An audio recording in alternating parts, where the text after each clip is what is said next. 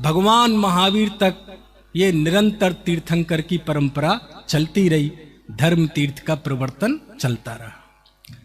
लेकिन आप जानते हैं अवसर्पणी काल है, इसमें सब चीजें धीरे धीरे है ना दूर चलती जाती हैं और अंतिम तीर्थंकर भगवान महावीर को मोक्ष जाने के बाद फिर अगला कोई तीर्थंकर नहीं हुआ।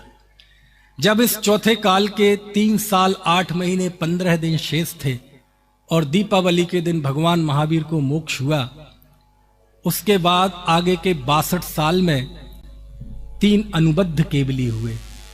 एक गौतम स्वामी, दूसरे सुधर्मा स्वामी, तीसरे जम्बू स्वामी। यद्यपि वह केवली थे, अनंत चतुष्टयात्मक थे, अरहंत थे, लेकिन तीर्थंकर नहीं थे। समय ने और करवट ली। तीर्थंकरों का विरह पहले ही हो चुका था, केवलियों का भी विरह हो गया और आगे के 100 साल में 5 श्रुत केवली हुए। विष्णु, नंदीमित्र, अपराजित, गोवर्धन और भद्रबाहु। इस तरह अंतिम जो श्रुत केवली थे वो भद्रबाहु थे, जिनका इतिहास में बड़ा नाम है, जिनकी समाधि दक्षिण भारत में हुई थी। ये वही भद्रबाहु श्रुत केवली हैं जिनको गमक गुरु के रूप में कुंद देव ने याद किया, जिनके साक्षात शिष्य चंद्रगुप्त महाराज थे, सम्राट चंद्रगुप्त, जिन्होंने भद्रबाहु आचार्य से दीक्षा ली थी। और आज उनकी समाधि दक्षिण भारत में श्रवण बेलगोला में जो बाहुबली भगवान का विराज मूर्ति है ना, उसके सामने वाला जो पर्वत है, वहां उनकी समाधि हुई थी और उनके नाम से आज उसका नाम ही है चंद्रगिरी पर्वत। समय ने थोड़ी और करवट ली। श्रुत केवलियों का भी विरह हो गया और फिर बाद में अंग ज्ञानियों की परंपरा प्रारंभ हुई। 11 अंग, 10 पूर्व के ज्ञानी 11 आचार्य हुए, उनका भी विरह हो गया। बाद में 9 पूर्व, 8 पूर्व, ऐसे ऐसे ज्ञानी हुए और अंत में ऐसी स्थिति बनी कि पूरा अंग ज्ञान लुप्त हो गया। तीर्थंकरों का विरह तो पहले ही हो चुका था, केवलियों का विरह तो पहले ही हो चुका था, श्रुत केवलियों का भी विरह हो गया, अंग ज्ञानियों का भी विरह हो गया और भगवान महावीर के मोक्ष जाने के बाद लगभग 600 साल व्यतीत हो गए। कितने साल व्यतीत हो गए? 600 साल। और इन 600 साल के अंतराल ने हमसे तीर्थंकर छीन लिए, केवली छीन लिए, श्रुत केवली छीन लिए, अंग ज्ञानी छीन लिए। समझ में आया? और अंत में अंग के कुछ अंश ज्ञानी रह गए। अंश ज्ञानी से आशा यह है कि आप एक सरोवर में जाइए, तालाब में। दिल्ली में है कोई सरोवर? मुझे तो ऐसा ध्यान नहीं है। वैभव जी, है कोई दिल्ली में तालाब? यहां तो नदी है जमुना। चलो यमुना में चले जाइए, ठीक है? आप उसमें उंगली डालिए, उंगली निकाल लीजिए, है ना? हालांकि डालना मत, क्योंकि पता नहीं वो जमुना का पानी ठीक ठाक है कि नहीं है ना? तो जितना बूंद पानी आपकी उंगली के अग्रभाग में रह जाएगा, समझ लो द्वादशांग वो नदी के समान था। तो जो अब शेष ज्ञान था वो इतना रह गया था। कितना? बस एक बूंद के भी 10वें हिस्से बराबर। और जब उतना ज्ञान रह गया था तो उस समय गिरनार पर्वत पर चंद्र गुफा में अर्धरात्रि में एक महान आचार्य, महान संत, उन्हें श्रुत विच्छेद का भय हुआ। उन्हें ऐसा लगने लगा कि केवलियों और श्रुत केवलियों का और अंग ज्ञानियों का तो विरह हो गया है। यदि ऐसे ही चलता रहा, ऐसे ही बुद्धि क्षीण होती गई, क्योंकि अवसर्पणी काल में ज्ञान क्षीण होता जाता है। पहले जानने की शक्ति बहुत थी, याद रखने की शक्ति बहुत थी, वो धीरे धीरे कम हो गई। आज ज्ञान नहीं बढ़ा है, ज्ञान की पराधीनता बढ़ी है।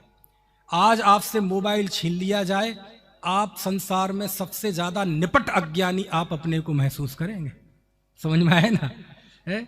ज्ञान की शक्ति, ज्ञान की सामर्थ्य वो तो बहुत क्षीण हुई है। समझ में आया? तो उस समय पर्वत पर विराजमान एक आचार्य को ऐसी चिंता हुई कि मुझे अंश का इतना सा ज्ञान रह गया है, ऐसा ना हो ये ज्ञान भी मेरी चिता के साथ जल जाए और ये जिनवाणी की गंगा यहां पर आकर सूख जाए। समझ में आया? और उन आचार्य का नाम क्या है? आचार्य धरसेन स्वामी। तब जाकर आचार्य धरसेन स्वामी ने 2 शिष्यों को वो अपना ज्ञान दिया, जिनका नाम था नरवाहन और सुबुद्धि, और वही इतिहास में आचार्य पुष्पदंत और भूतबली नाम से विख्यात हुए। और भूतबली पुष्पदंत आचार्य ने इस बात को समझा कि जिस तरह के लोगों की बुद्धि आज हो गई है, अब इस जिनवाणी को लिपिबद्ध करना बहुत जरूरी है। बहुत लंबा समय बीत गया था, हमारे आचार्यों ने लेखनी नहीं उठाई। दूसरे धर्मों में बहुत लोगों ने ग्रंथ लिख दिए थे, लेकिन हमारे आचार्यों ने लेखनी कलम जरा देर से उठाई। और कब उठाई? जब बिल्कुल पानी यहां तक आ गया। समझ में आए ना कि अब भी यदि हाथ पैर नहीं फड़फड़ाए, समझ में आए ना, बिल्कुल ऐसा लगने लगा कि अब भी यदि इसे लिपिबद्ध नहीं किया गया, लिखा नहीं गया, तो ये सब नष्ट हो जाएगा। तब जाकर पुष्पदंत भूतबली महाराज ने इस युग के प्रथम श्रुत स्कंध षटखंडागम की रचना की। समझ में आया ना? जिसके स्मरण में हम कौन सा पर्व मनाते हैं? श्रुत पंचमी पर्व मनाते हैं। मनाते कि नहीं है? अब आप कहेंगे मैं ये सब सुना क्यों रहा हूं? वो इसलिए सुना रहा हूं कि आज ज्ञान कल्याणक का दिन है। आज हमारे सामने साक्षात तीर्थंकर तो विराजमान है नहीं, केवली श्रुत केवली विराजमान है नहीं, लेकिन हमारे सामने यदि जीवंत तीर्थंकर के रूप में कोई विराजमान है तो ये शास्त्र विराजमान है। और ये शास्त्र हमारे तक कैसे आए हैं, मैं उसकी परंपरा में आपको बता रहा हूं। क्योंकि आज तीर्थंकर भी 24 तीर्थंकर यदि आज हैं तो ये शास्त्र ही हैं। श्रुत केवली भी यदि आज हैं तो ये शास्त्र ही है। अंग ज्ञानी भी आज कोई है तो ये शास्त्र ही है। समझ में आया ना? इसलिए मैं आपको ये बता रहा हूं, क्योंकि इससे बढ़िया प्रसंग कोई इस घटना को बताने के लिए हो नहीं सकता। और जब इस युग में प्रथम श्रुत स्कंध षटखंड आगम की रचना हो गई। अच्छा, आप जानते हैं णमोकार मंत्र कहां लिखा हो गया पहली बार ग्रंथ रूप में? इसी षटखंडागम में लिखा गया। वाह, क्या नाम बेटे आपका? क्या? अच्छा, हाँ, यही नाम है जो ये बता रहा है। इस युग में सबसे पहले कुछ लिपिबद्ध हुआ तो इस ग्रंथ का मंगलाचरण लिपिबद्ध हुआ। और मंगलाचरण में क्या लिखा गया? णमो अरहंताणम, णमो सिद्धाणम, णमो आयरियाणम, णमो अज्जायाणम, णमो लोए सब साउणम। अच्छा बच्चों, बताना बेटे इस मंत्र का अर्थ क्या है? हाँ बोलो। नहीं, ये नहीं है बेटा। चलो मैं बताता हूं, बस मैं बताता हूं। इसका अर्थ ये है णमो अरहंताणम। समझना, कुछ मैं कहना चाह रहा हूं, इसलिए मैं वो बात पहले बता रहा हूं जो आप जानते हैं। णमो अरहंताणम, मैं अरहंतों की वंदना करता हूं। णमो सिद्धाणम, मैं लोक के सभी सिद्धों की वंदना करता हूं। णमो आयरियाणम, मैं लोक के सभी आचार्यों की वंदना करता हूं। णमो वज्जायाणम, मैं लोक के सभी उपाध्यायों की वंदना करता हूं। और णमो लोए सब साहुणम, मैं लोक के सभी साधुओं की वंदना करता हूं। अब प्रश्न, पुष्पदंत आचार्य के सामने हम बैठ गए। हे आचार्य देव, आपने लिखा णमो अरहंताणम, सभी अरहंतों की वंदना करता हूं। कौन से अरहंत? कौन से अरहंत? तीर्थंकर केवली कि सामान्य केवली? भरत क्षेत्र के कि विदेह क्षेत्र के? गिरनार वाले कि चंपापुर वाले? अरे रे रे, अरे मैं सब अरहंतों की वंदना कर रहा हूं, क्योंकि अरहंत कोई व्यक्ति नहीं है, अरहंत कोई संस्था नहीं है। अरहंत एक व्यक्तित्व है, अरहंत एक पर्सनैलिटी है, जिसने निज स्वभाव साधन द्वारा 4 घाती कर्मों का नष्ट किया है और अनंत चतुष्टय रूप शोभायमान है। दर्पण की तरह जिनके ज्ञान में समस्त विश्व झलकता है, लेकिन उनके ज्ञान में कोई भी परद्रव्य प्रवेश नहीं करता। ऐसा जो व्यक्तित्व है उसका नाम अरहंत है। तो कौन नाम लो ना, पार्श्वनाथ की महावीर, बोले नाम लेते ही हमारी वंदना सीमित हो जाती है। समझ में आए ना, नाम लेने के लिए तैयार नहीं हुए। इस युग में पहला ग्रंथ लिखा और उसकी पहली पंक्ति लिखी गई, उसमें उन्होंने किसी का नाम नहीं लिया। समझ में आए ना, क्योंकि नाम लेने से राग द्वेष खड़े होते हैं, नाम लेने से व्यक्तिवाद खड़ा होता है। चलो आगे। नमो सिद्धाणम, मैं लोक के सभी सिद्धों की वंदना करता हूं। आचार्य देव कौन से सिद्ध? शिखर जी से जाने वाले कि गिरनार से जाने वाले कि अभिनंदन नाथ भगवान की टोंक से जाने वाले कि सोनागिरी से जाने वाले? अरे मैं सब सिद्धों की वंदना कर रहा हूं, विदेह क्षेत्र से कि भरत क्षेत्र से, सबकी, ढाई दीप के एक एक कण कण से जो अनंत सिद्ध हुए हैं, मैं सबकी वंदना करता हूं, किसी का नाम लेने के लिए तैयार नहीं। नमो आयरियाणम, मैं सभी आचार्यों की वंदना करता हूं। कौन से आचार्य? नाम बताओ ना, कौन से आचार्य? अरे जो पंचाचार का पालन करें और दूसरों को भी कराएं, ऐसा जो व्यक्तित्व है, मैं ऐसे आचार्यों की वंदना करता। अरे तो नाम लो ना, कौन से आचार्य? अरे अपने गुरु का ही नाम ले लो जिन्होंने आपसे सीखा है। धरसेन स्वामी का नाम ले लो, अपने दीक्षा गुरु अरहत बली आचार्य का नाम ले लो, किसी का नाम लेने के लिए तैयार। नमो वज्जायाणम, मैं लोक के सभी उपाध्यायों की वंदना करता हूं। आचार्य कौन से संघ के उपाध्याय? बात छोटी मत करो, मैं सबकी वंदना करता हूं। नमो लोए सब साहुड़म, मैं लोक के सभी साधुओं की वंदना करता हूं। कौन से संघ के? कौन से संघ के साधुओं की वंदना करते हैं? कर दी ना छोटी बात। बोलो, इस युग में पहली दो पंक्तियां लिखी गई, एक गाथा लिखी गई, पहला पद लिखा गया, उसमें पुष्पदंत आचार्य ने यह घोषणा कर दी नगाड़े बजा बजा के कि जैन धर्म में व्यक्ति की प्रधानता नहीं है, क्योंकि व्यक्ति से व्यक्तिवाद खड़े होते हैं, व्यक्ति से फसाद खड़े होते हैं, व्यक्ति से खाइयां बनती हैं, और व्यक्ति को खत्म कर दो, तत्व को मुख्य रखो तो खाइयां पटती हैं। व्यक्तिवाद से दिल टूटते हैं और तत्ववाद से दिल जुड़ते हैं। व्यक्तिवाद से राग द्वेष खड़े होते हैं और तत्ववाद से साम्य भाव खड़ा होता है। इस युग में सबसे पहले स्थापित कर दिया, किसी का नाम नहीं लिया। बोलो आप, समझ में आए ना है? और देखो, बाद में परंपरा चली, किसी ने किसी का नाम नहीं लिया, क्योंकि हमारे आचार्य मानते थे कि ये तत्व ये मेरे गुरु का नहीं है, ना मेरे गुरु के गुरु का है, ये धर्म तो परम गुरु का है। परम गुरु मतलब अस्य मूल ग्रंथ करता रहा श्री सर्वज्ञ देवा। समझ में आए ना? खैर, इस तरह ऋषभ देव के से स्थापित किया हुआ, बीच में 7 बार विच्छिन्न हुआ, पुनः शांतिनाथ भगवान के द्वारा स्थापित, बाद में अन्य तीर्थंकर केवली, श्रुत केवली, अंग ज्ञानियों के द्वारा प्रवर्तमान यह धर्म अंततः हमारे आचार्यों ने संभाला और उसे शास्त्रों में लिपिबद्ध किया। लेकिन आप जानते हैं षटखंडागम में क्या है? षटखंडागम के 6 खंड हैं, जीवट्ठाण, खुद्दाबंद, बंद सामित, वेदना, बगगणा और महाबंद। अब आपको लग रहा होगा ये गजब का पंडित आया, पंचकल्याणक की सभा में षटखंडागम सुना रहा है? अरे इसके कुछ विशेष कारण है, इसलिए मैं सुना रहा हूं। आप जानते हैं षटखंडागम में जीव का सारा वो वर्णन है कि जीव के कर्म का कैसा संयोग होता है, कौन से गुणस्थान में जीव कितने कर्मों को बांधता है, कितने कर्मों को छोड़ता है।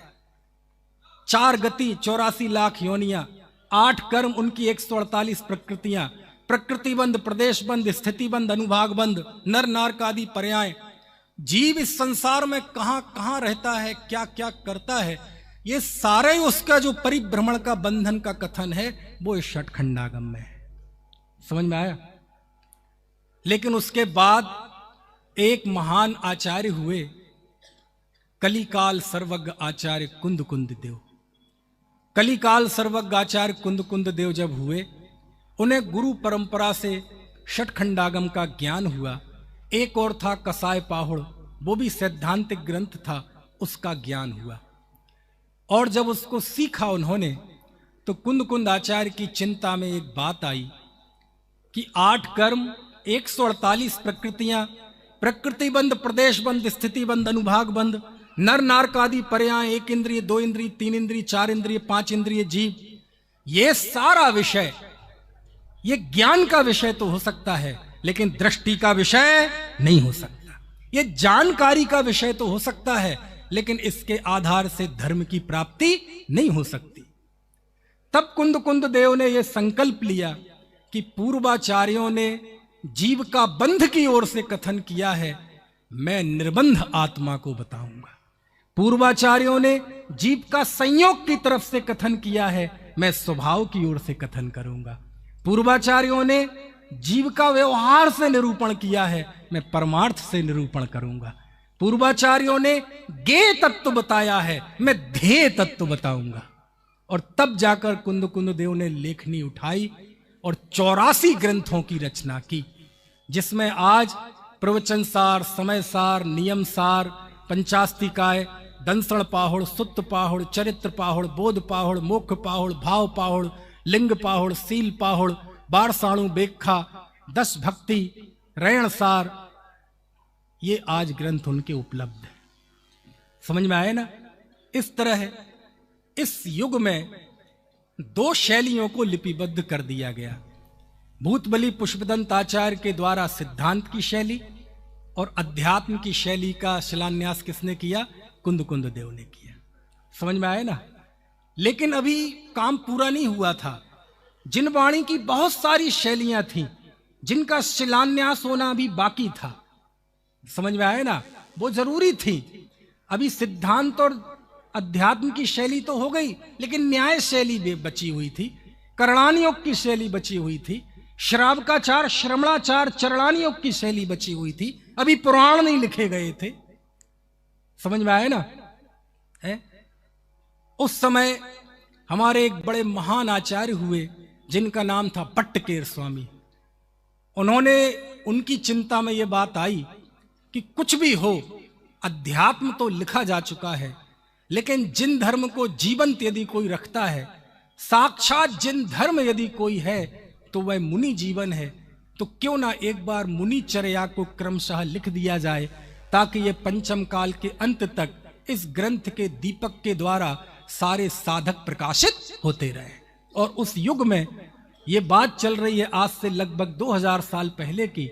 2000 साल पहले भट्टकेर स्वामी ने मुनिचर्या को बताने वाले ग्रंथ को लिखा, जिसका नाम था मूलाचार। समझ में आया? उस समय एक और महान आचार्य हुए, जिनका नाम था यति वृषभ आचार्य।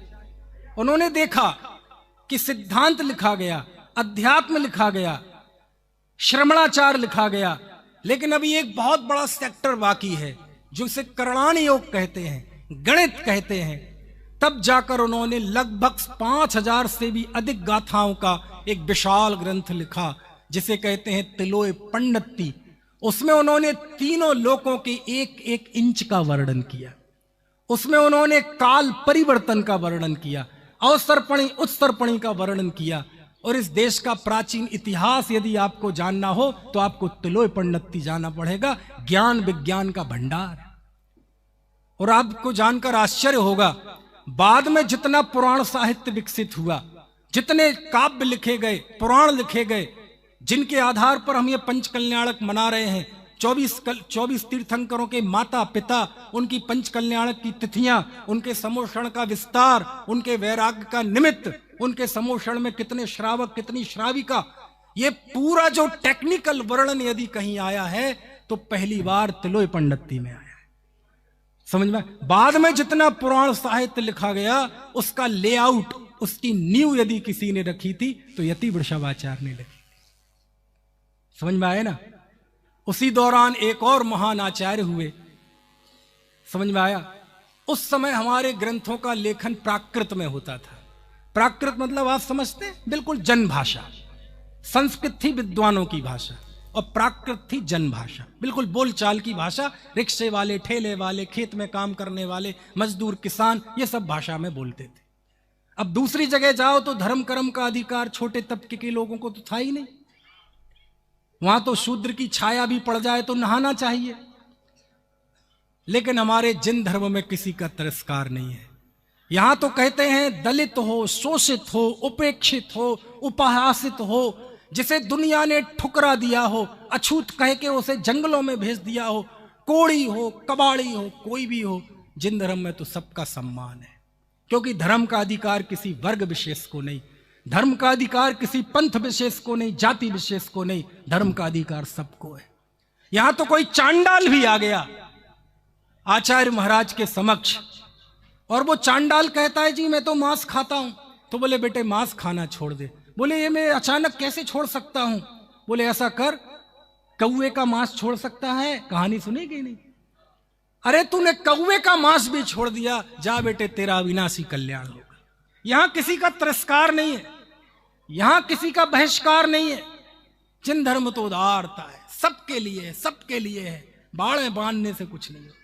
कोई शिकारी आया आचार्य के पास, महाराज के पास, बोले बताओ बेटे। बोले महाराज कुछ आत्मा के हित का उपदेश दो, मेरा हित काय में हो। बोले तुम तो शिकार करते हो, सबसे पहले बेटे इतनी बड़ा पाप का कार्य छोड़ दो। बोले इससे मेरी आजीविका चलती है, परिवार चलता है, अचानक मैं कैसे छोड़ दूंगा? बोले ऐसा करो, पहला जो शिकार आए बस उसे छोड़ देना। बोले पाल लोगे ये नियम? हाँ पाल लेंगे। तोड़ोगे तो नहीं? नहीं तोड़ेंगे। जाओ वत्स तुम्हारा विनाशी कल्याण होगा। यहां किसी का तिरस्कार ही नहीं, कोई भी हो, किसी भी। अरे यहां तो वो तो मनुष्य था, गधा, कुत्ता, बिल्ली, गाय, भैंस, पार्श्वनाथ के जीव की धर्म की शुरुआत हाथी की पर्याय में हुई थी, महावीर को शेर की पर्याय में सम्यक दर्शन हुआ था। इतनी उदारता, और ये उदारता हमारे आचार्यों के भाषा चयन में दिखी। उन्होंने उस भाषा में जिनवाणी लिखी जो सब समझ सके। समझ में आए ना? जो सब समझ सके। लेकिन दुनिया में दार्शनिक जगत की भाषा उस समय संस्कृत थी। कौन सी थी? संस्कृत। हर धर्म का अपना एक प्रतिनिधि ग्रंथ होता था जो सूत्र में होता था और संस्कृत में होता था। उस समय जैन धर्म का कोई एक ग्रंथ नहीं था ऐसा। कोई कहे जैन तो ये अनपढ़ों की भाषा में बात करते हैं। आपके पास दुनिया में अपने आप को रिप्रेजेंट करने के लिए कोई ऐसा ग्रंथ है जो सूत्रों में हो और संस्कृत में हो, विद्वानों की भाषा में हो? दार्शनिक जगत में विद्वानों की भाषा चलती है। उस समय उस काम को पूरा किया आचार्य गृद्धपिक्ष उमा स्वामी ने, और इस युग में सबसे पहले संस्कृत ग्रंथ को लिखा जिसका नाम है तत्वार्थ सूत्र। और उस तत्वार्थ सूत्र ने इतने सफलता के झंडे गाड़े कि आज तत्वार्थ सूत्र विश्व की एक ऐसी रचना है जिसपे हजारों टीकाएं हैं, हजारों, होशो हवास में बोल रहा हूं, भावुकता में नहीं, हजारों टीकाएं हैं आज। लेकिन वो एक ऐसी कल्प वृक्ष है, वो ऐसी कामधेनु है जिसका तेज, जिसका ओज आज 2000 साल बाद भी कम नहीं हुआ, और उस पर व्याख्याओं का दौर आज भी जारी है। समझ में आए ना? ऐसे हमारी जिनवाणी की शैलियों का विकास हुआ। उस समय एक और महान आचार्य हुए, अब उनका नाम लेते ही यहाँ ये जो नाम मैं बोल रहा हूं ना सुमित, बिल्कुल सबका एक एक का रचना संसार याद आ रहा है। भुरभुरी वो क्या कहते, सेहरन दौड़ रही है शरीर में। उस समय एक और महान आचार्य हुए जिनको कहते हैं आचार्य समंत भद्र, कलिकाल सर्वज्ञ आचार्य समंत भद्र। उस समय उन्होंने महसूस किया कि सिद्धांत लिखा गया, अध्यात्म लिखा गया, करणान योग लिखा गया, लेकिन एक शैली अभी भी अछूती है।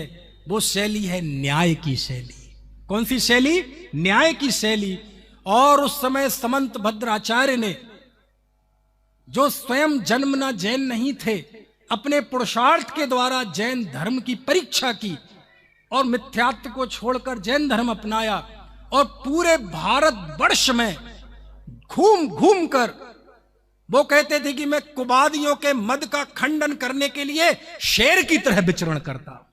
और पूरे भारत वर्ष में, उस समय तो भारत वर्ष का क्षेत्र भी बहुत बड़ा था, पूरे भारतवर्ष में घूम घूम कर उन्होंने अनेकांतवाद को स्थापित किया, जिन धर्म को स्थापित किया, और न्याय के ग्रंथ लिखे, आप्तमीमांसा लिखा, स्तुति विद्या लिखा, युक्त्यानुशासन लिखा, गंधहस्ती महाभाष्य तत्वार्थ सूत्र की टीका लिखी जो आज उपलब्ध नहीं है।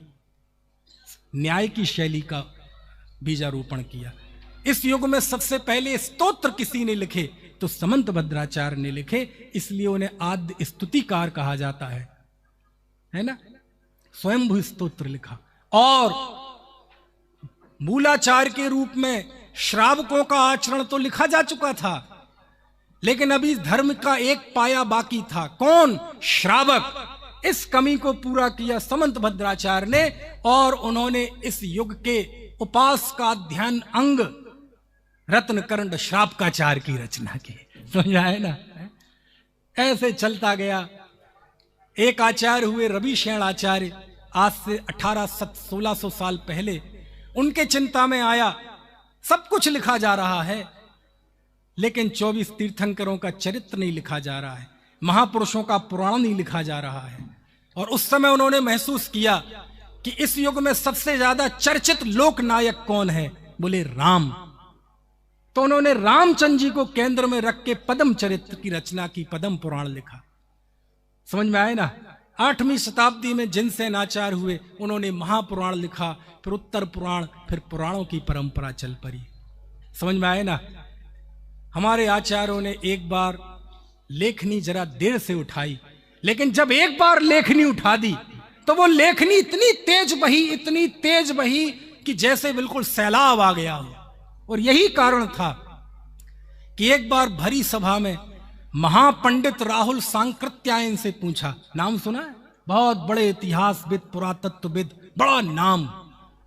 विश्वविद्यालय की भीड़ में एक विद्यार्थी ने पूछा, पंडित जी एक प्रश्न है। बोले क्या? बोले पंडित जी इस दुनिया की रचना किसने की, इस सृष्टि की रचना किसने की? तो उस समय राहुल सांकृत्यायन बोले, सृष्टि की रचना किसने की ये तो मुझे नहीं पता, लेकिन दुनिया में साहित्य की किसी ने यदि रचना की है तो वो जैनाचार्यों ने की है। समझ में आया ना। टीकाओं का दौर शुरू हुआ। षटखंडागम पे कितनी टीकाएं लिखी गई, श्याम कुंडाचार्य की, बप्प देव आचार्य की। समझ में आए ना। वीरसेन स्वामी की तो आज एक उपलब्ध है केवल। कितनी टीकाएं लिखी गई। कुंद कुंदाचार्य ने 3 खंडों पर टीका लिखी। षटखंडागम पर समंत भद्राचार्य ने भी टीका लिखी। पूरी सिद्धांत की परंपरा चली, जिसमें गौमठ सार है, लब्धि सार है, क्षपणा सार है, नेमिचंद सिद्धांत देव। पुराणों की परंपरा चली, कुंद कुंदाचार्यों के ग्रंथों की परंपरा चली, जिसमें अमृतचंद आचार्य, जयसेनाचार्य, किन किन के नाम ले। और आज इस शताब्दी तक आते आते इतना जैन साहित्य, इतना विपुल साहित्य हमारे बीच में है कि सच में हमारी 5 उंगलियां घी में है। समझ में आए ना। 5 उंगलियां घी में है। जब हम पूरे देश में जाते हैं, हजारों मंदिरों में करोड़ों की संख्या में जब ये शास्त्रों को धूल खाते हुए देखते हैं, दीमक लग रही है, क्षरण हो रहा है, कोई उनकी रक्षा तो ठीक कोई पढ़ने वाला नहीं है। जिस तेजी से शास्त्र छप रहे हैं उस तेजी से उसके पाठक तैयार नहीं हो रहे, तब देख के फिर कष्ट होता है। और जब कष्ट होता है तो फिर मैं ज्ञान कल्याण के अवसर पर ऐसी बात करता हूं। और जब ऐसा होता है तो फिर लगता है कि मुझे लगता है हम निकलंक के बलिदान को भूल गए। तब लगता है कि हम टोडरमल जी के बलिदान को भूल गए। इसी ग्रंथ लेखन की वजह से ही तो उन्हें मृत्यु दंड मिला था। इसी के लिए तो निकलंक देव की जान गई थी। समझ में आया ना।